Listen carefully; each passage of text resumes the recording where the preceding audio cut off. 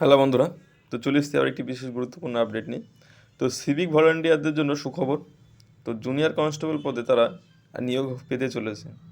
তো লোকসভার ভোটে আগে হবে কি পরে হবে, কিভাবে নিয়োগ হবে, তো সেটা জানতে পারবেন।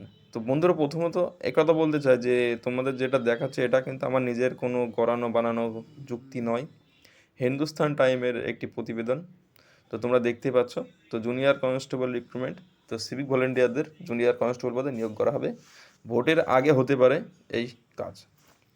তো মূল যে প্রতিবেদন, তারা যেভাবে নিয়োগ হবে, সমস্ত তথ্য কিভাবে নিয়োগ করা হবে, নিয়োগ প্রক্রিয়ায় কী কী দেখা হবে, তো সমস্ত কিছু তোমরা ভিডিওতে জানতে পারবে।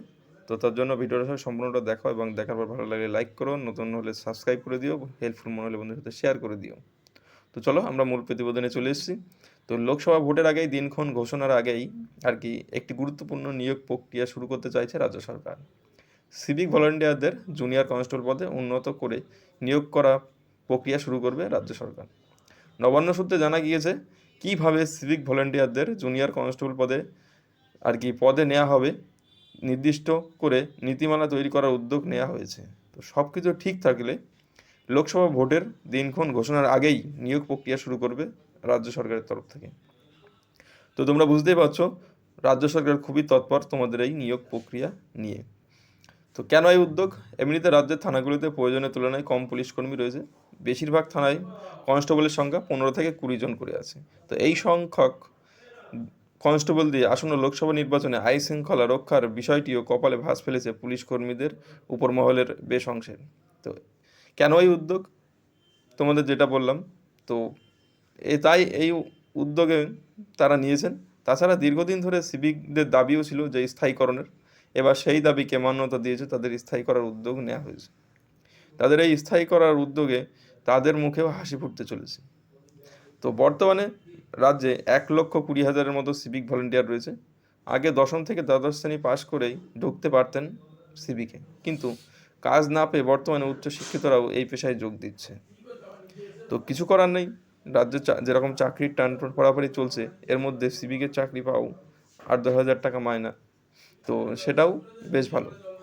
সিভিকদের জুনিয়র কনস্টেবল পদে নিয়োগ হলে তাদের দীর্ঘদিনের স্থায়ীকরণের দাবি পূরণ হবে, অস্থায়ী ও অনিশ্চয়তার যে আশঙ্কা তা দূর হবে। সিভিক ভলেন্টিয়ারদের ভাতা 1,000 টাকা বাড়ালেও তবুও স্থায়ীকরণের তুলনায় অনেকটাই কম, তাই এই ভাতা বাড়ানোর মোটেই খুশি ছিল না সিভিক ভলেন্টিয়াররা। তবে জুনিয়র কনস্টেবল পদে চাকরি হলে তাদের দাবি অনেকটাই মিটবে বলে মনে করছেন সরকারের তরফ থেকে।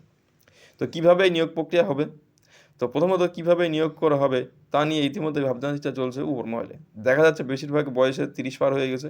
তাছাড়া কনস্টেবলদের পদে আবেদন করতে হলে নির্দিষ্ট উচ্চতার প্রয়োজন হয়। তো সিভিক ভলেন্টিয়ারদের সেই উচ্চতা সবার নাও থাকতে পারে। তাই তাদের জন্য নিয়মিত কতটা শিথিলতা করা যায় সেটাও চর্চা চলছে উপর মহলে। তো সাধারণতভাবে পুলিশরা জুনিয়র কনস্টেবল পদে উন্নত হন, তাই তাদের আগে থেকে প্রশিক্ষণ দেয়া থাকে। তো কিন্তু সিভিক ভলেন্টিয়ারদের সবার সেরকম কোনো প্রশিক্ষণ দেয়া নেই। তাই তবে তাদের জুনিয়র কনস্টেবল পদে নিয়োগ করা হলে আলাদা করে প্রশিক্ষণ দিতে হবে। সেক্ষেত্রে কীভাবে প্রশিক্ষণ দেওয়া হবে, প্রত্যেকটা দিক থেকে তারা খুঁটিয়ে খুঁটিয়ে ভাবনাচিন্তা চলছে উপর মহলে। তো শেষমেশ তোমাদের কথা বলাই যেতে পারে যে তোমাদের যে সিভিক ভলান্টিয়ার থেকে পদোন্নতি হয়ে জুনিয়র কনস্টেবলের চাকরি যেটা তোমাদের হতে চলেছে, তো সেটা খুব বেশি দেরি নেই, ভোটের আগেই হওয়ার সম্ভাবনাই বেশি, কেননা রাজ্যে কনস্টেবল এবং পুলিশের সংখ্যা খুবই কম। তো বন্ধুরা, ভিডিওটা ভালো লাগলে অবশ্যই লাইক করো, চ্যানেল নতুন হলে সাবস্ক্রাইব করে দিও।